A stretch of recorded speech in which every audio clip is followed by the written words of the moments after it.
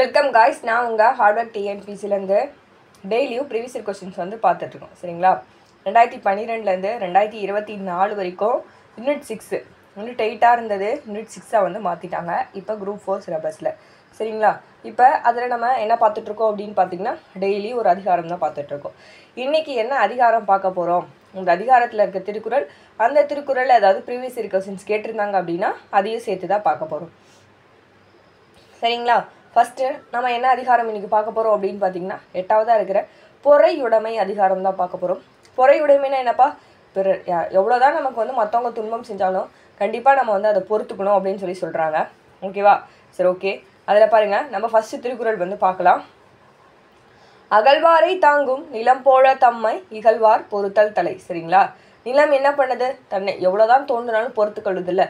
அதே மாதிரி தான் நம்மளை யாராவது இகழ்ந்து பேசினாங்க இல்லை திட்டினாங்க அப்படின்னா கண்டிப்பாக வந்து நம்ம பொறுத்துக்கொள்ளணும். அதுதான் வந்து சிறந்த பண்பு அப்படின்னு சொல்லி சொல்கிறாங்க. சரிங்களா? அகழ்வாரை அப்படின்னு பார்த்தீங்கன்னா தோண்டுபவரை, இகழ்வார் அப்படின்னு பார்த்தீங்கன்னா இழிவுபடுத்துபவர், தலை அப்படின்னா தலை சிறந்த பண்பு. இலக்கண குறிப்பு பாருங்க, பொறுத்தல் தள்ள முடிஞ்சிருக்கு, அப்போ தொழிற்பெயர். அகழ்வார் இகழ்வார் அப்படின்னு சொல்லிட்டு அரு சவுண்டு வந்து வருதா, ஸோ என்ன சொல்லலாம், வினையால் நனையும் பெயர்கள். அணி என்ன, இங்கே வந்து போலன்ற ஓமொருபு வெளிப்படையாக வந்திருக்கு. சரிங்களா? அப்போ இது நம்ம என்ன சொல்லலாம், ஓமி அணி. சரிங்களா? ஓமி அணின்னா என்ன, போல வந்து வந்திருக்கும், வெளிப்படையோ இல்லை மறைஞ்ச வந்து வந்திருக்கும், அப்போ அது நம்ம ஓமி அணி அப்படின்னு சொல்லி சொல்லலாம். நியூ புக்லேயே அதான் கொடுத்துருப்பாங்க. இதில் ஒரு கொஸ்டின் கேட்பாங்க பாரு, தன்னை தோண்டுபவரையும் பொறுத்து கொள்பவர் யார் அப்படின்னு தான் கேட்டிருப்பாங்க. பாருங்கள், அகழ்வாரை தாங்கும் நிலம் போல இவ்வோமை உணர்த்தும் பொருள் என்ன அப்படின்னு கேட்குறாங்க. இது எந்த அதிகாரத்தில் வருது, பொறையுடைமை அதிகாரம். பொறையுடைமை என்ன, தன்னை தாங்குபவரையும் வந்து தன்னை திட்டுறவங்களையும் அதுதான் என்ன வந்து பொறுத்து கொள்றதா என்ன சொல்லுவோம், பொறையுடைமை அப்படின்னு சொல்லி சொல்லுவோம். சரிங்களா? அப்போ அகழ்வாரை தாங்கும் நிலம் போல தம்மை இகழ்வார் பொறுத்தல் தலை, அப்போ பொறுத்து கொள்ளணும். அப்போ எந்த அதிகாரத்தில் வருது, பொறையுடைமை அதிகாரத்தில் வருது. இப்படின்னு சொல்லி உங்கள் மைண்டு ஆட்டோமேட்டிக்காக போகணும், கெஸ் பண்ணி அடிக்கணும். சரிங்களா? அடுத்தது பாருங்கள், பொறுத்தல் இறப்பினை என்றும் அதனை மறத்தல் அதனையும் நன்று. சரிங்களா? ஒருத்தவங்க நமக்கு எவ்வளோதான் துன்பம் செஞ்சாலும் அதை கண்டிப்பாக வந்து பொறுத்துக்கொள்ளணும். அதுதான் வந்து நமக்கு சிறந்தது. அதை விட சிறந்தது அவங்க செஞ்ச துன்பத்தை வந்து நம்ம உடனே மறந்துடணும் அப்படின்னு சொல்லி சொல்கிறாங்க. சரிங்களா? பொறுத்தல் அப்படின்னு பார்த்தீங்கன்னா பொறுத்து கொள்ளுதல், இறப்பினை அப்படின்னா பிறர் செய்த துன்பத்தை தான் என்ன சொல்கிறாங்க, இறப்பினை அப்படின்னு சொல்லி சொல்கிறாங்க. இங்கே பாருங்கள், இலக்கண குறிப்பு தள்ள முடிஞ்சிருக்கு, அப்போ தொழிற்பெயர்கள். நன்று, அப்போ குறிப்பு வினைமுற்று, குறிப்பு சொல்லுது, அப்போ குறிப்பு வினைமுற்று. அப்போ பாருங்கள், பொறுத்தல் இறப்பினை என்றும் மறத்தல் அதனினும் நன்று. சரிங்களா? இந்த திருக்குறள் என்ன சொல்கிறாங்க அப்படின்னு தான் கேட்பாங்க. மேற்கண்ட திருக்குறளில் வாழ்க்கையில் பிறர் செய்யும் தவறுகளை என்ன செய்யணும், சரிங்களா, என்ன செய்யணும், நம்ம பிறர் செய்த தவறுகளை பொறுத்துக்கணும், பிறர் செய்த தவறுகளை வந்து மறந்துடணும் அப்படின்னு சொல்லி பார்த்தோமா. அப்போ என்ன வரும்னா ரெண்டுமே வரும், ஏபி ரெண்டுமே வரும். சரிங்களா? என்ன பண்ணணும், பிறர் செய்த துன்பங்களை பொறுத்துக்கணும், அதே மாதிரி அவங்க செஞ்ச துன்பங்களை உடனடியாக நம்ம வந்து மறந்துடணும். அதை தான் வந்து சொல்லியிருப்பாங்க. ரொம்பவே யூஸ்ஃபுல்லாக இருக்கும். இந்த வீடியோ பாருங்கள், ஸ்கிப் பண்ணாமல் பாருங்கள். டெய்லியும் திருக்குறள் படிச்சிங்கன்னா நம்ம வாழ்க்கையோட ஒப்பிட்டு படிங்க, அப்படின்னா தான் கண்டிப்பாக மறக்காது. கண்டிப்பாக நம்ம வந்து டிஎன்பிசி எக்ஸாம் படிக்கிறோன்னா கண்டிப்பாக ப்ரீவியஸ் இயரில் எப்படி கேள்வி கேட்டிருக்காங்க அப்படின்னு சொல்லி தான் நம்ம இந்த டைம் வேறு சிலபஸ் மாற்றிட்டாங்கன்னா அதே தான் கொஞ்சம் சேர்த்து கொடுத்துருக்காங்க. தமிழில் பார்த்திங்கன்னா ஃபுல்லாகவே இலக்கணம் தான். உரைநடை பார்த்திங்கன்னா 20 கேள்விகள் தான் வந்து வரும். அதுக்கேற்ற மாதிரி நம்ம வந்து ப்ரிப்பேர் பண்ணிக்கணும். இலக்கத்தில் நிறைய ப்ராக்டிஸ் பண்ணோம். திருக்குறளில் ஒரு 2-3 கேள்வி வருதுன்னா யூனிட் 6ல் நிறையா வரும். அதே நம்ம தமிழில் பார்த்திங்கன்னா 2-3 தான் வரும்.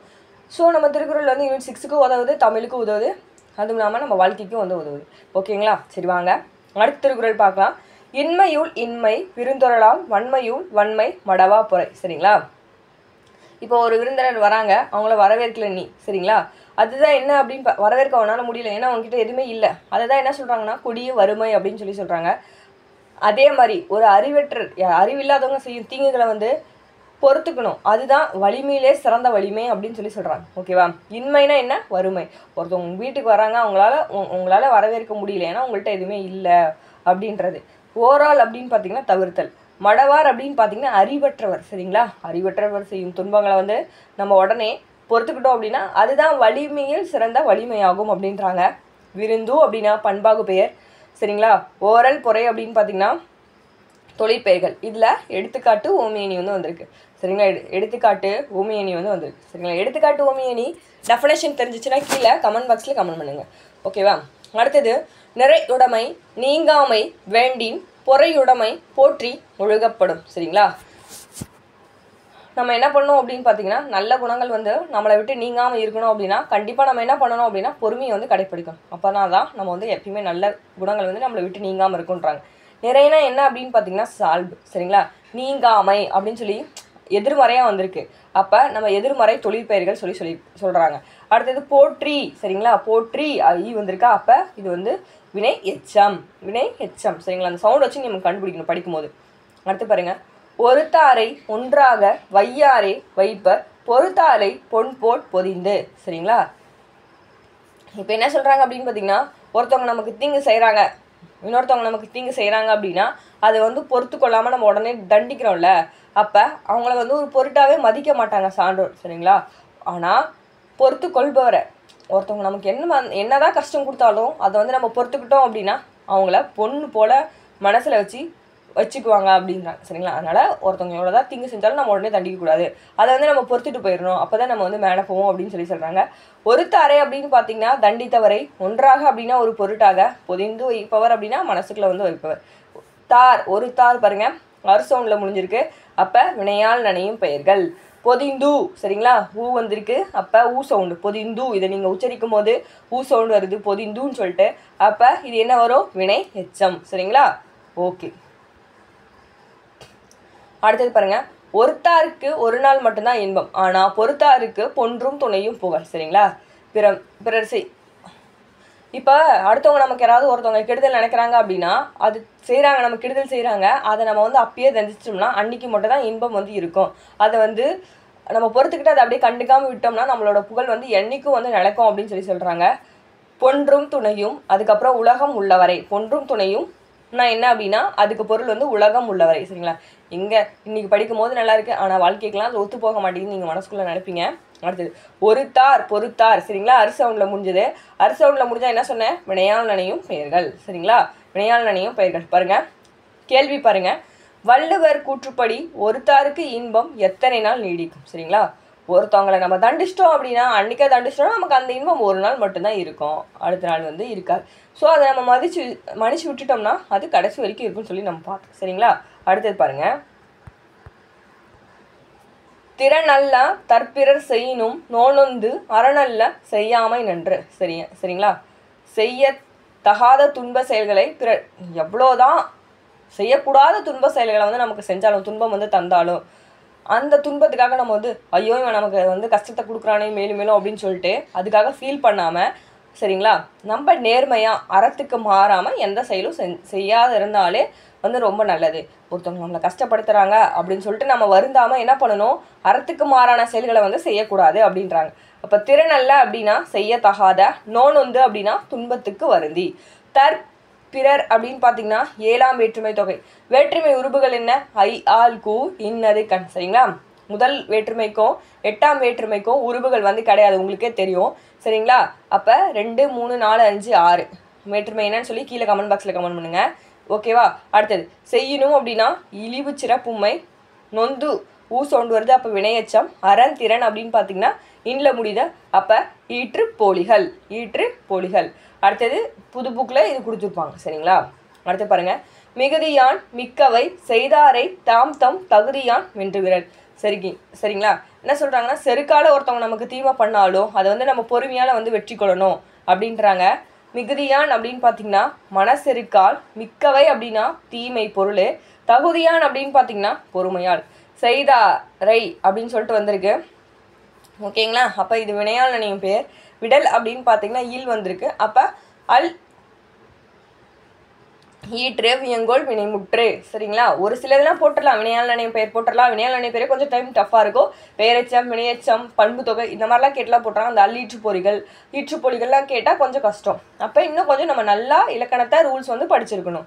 அடுத்தது இது நியூ புக்கு திருக்குறள், அதான் மிகுதியார் மிக்கவை செய்தாரை தாம் தம் தகுதியான் வென்று விடல். சரிக்கினாலும் நமக்கு தீமை தந்தாலும் நம்ம வந்து கண்டிப்பாக என்ன பண்ணணும் அப்படின்னா பொறுமையால தான் வந்து வெல்லணும் அப்படின்னு சொல்லியிருப்பாங்க. அடுத்த திருக்குறள் பாருங்க. துறந்தாரின் தூய்மை உடையார் இறந்தார்வாய் இன்னார் சொல் நோக்கிற்பவர். நம்ம வரம்பு கடந்து ஒரு எல்லையே இல்லை அவங்க பேசுறதுக்கு, அப்படி தீய சொற்களை வந்து பேசுகிறாங்க அப்படின்னா அதை வந்து பொறுத்து கொள்ளணும் அப்படின்னா நம்ம வந்து துறவியை விட மேலானவங்களாம் வந்து சொல்கிறாங்க அந்த திருக்குறளில், சரிங்களா? துறந்தார் அப்படின்னா பற்றினை விட்டவர், இறந்தார் அப்படின்னு பார்த்தீங்கன்னா வரம்பு கடந்தவர், இன்னா அப்படின்னா தீய நோக்கிப்பவர் தான் என்ன சொல்கிறாங்க, இன்னார் அப்படின்றாங்க. சரிங்களா, பொறுப்பவர். அடுத்தது பாருங்க, இலக்கண குறிப்பு. இறந்தார், துறந்தார், நோக்கிப்பார் அப்படின்னா என்னது, சவுண்டில் முடியுது. அப்போ என்னது, வினையால் நனையும் பெயர்கள். இன்னா சொல், ஓகேங்களா, இன்னா வந்திருக்கா, இன்னா சொல் அப்படின்னு சொல்லிட்டு எதிர்மறையாக வந்திருக்கு. அப்போ ஈர்கெட்ட எதிர்மறை பெயரெச்சம் சொல்லலாம். சரிங்களா, இன்னா சவுண்டு வருது. அது மூலம் எப்படி இருக்குது, எதிர்மறையாக சொல்கிறாங்க. அதனால ஈர்கெட்ட எதிர்மறை பெயரெச்சம். ஓகேங்களா, ஈர்கெட்ட எதிர்மறை பெயரெச்சம். அடுத்தது பாருங்கள், உண்ணாது நோற்பார் பெரியார் பிறர் சொல்லும் இன்னா சொல் நோற்பாரின் பின். சரிங்களா, அதாவது நோன்பு இருக்காங்க இல்லையா, ஏதாவது முருகனுக்கு நோன்பு இருப்பாங்க, இல்லை ரம்ஜானுக்கு நோன்பு இருக்காங்க இல்லையா, அவங்கள விட அந்த பெரியவங்களை விட தம்மை வந்து யாராவது இகழ்ந்து பேசினாங்க அப்படின்னா அதை வந்து நம்ம பொறுத்து கொண்டோம்னா நோன்பு இருக்கிறவங்கள விட நம்ம வந்து மேலானவங்க அப்படின்னு சொல்கிறாங்க. சரிங்களா, நோற்பார் அப்படின்னு பார்த்தீங்கன்னா நோன்பு மேற்கொள்பவர். இன்னாச்சொல் அப்படின்னு பார்த்தீங்கன்னா தீயச்சொல். உண்ணாது. சரிங்களா, சவுண்டு வந்திருக்கு, உண்ணாது அப்படின்னு சொல்லிட்டு. அப்போ இது வந்து வினையச்சம். சரிங்களா, பேரச்சம்னா சவுண்டு வரணும், வினையச்சம்னா சவுண்டு வரணும், வினையால் நினைவு பேர்னா சவுண்டு வரணும். சரிங்களா, பண்பு தொகையில மை வந்து மறைஞ்சு வந்திருக்கணும். ஓகேவா, இதுதான் நம்ம வந்து அடிக்கடி நம்ம வந்து படிக்கிறது. ஓகே கைஸ், இந்த வீடியோஸ் உங்களுக்கு கண்டிப்பாக ரொம்பவே பயனுள்ளதாக இருக்கும். டவுட்னா கீழே கமெண்ட் பாக்ஸில் கமெண்ட் பண்ணுங்கள். மேலும் இதுபோல் வீடியோஸ் வேணும்னா நம்ம சேனலை சப்ஸ்கிரைப் பண்ணி வச்சுக்கோங்க. தேங்க்யூ காஸ், தேங்க்ஸ் ஃபார் வாட்சிங்.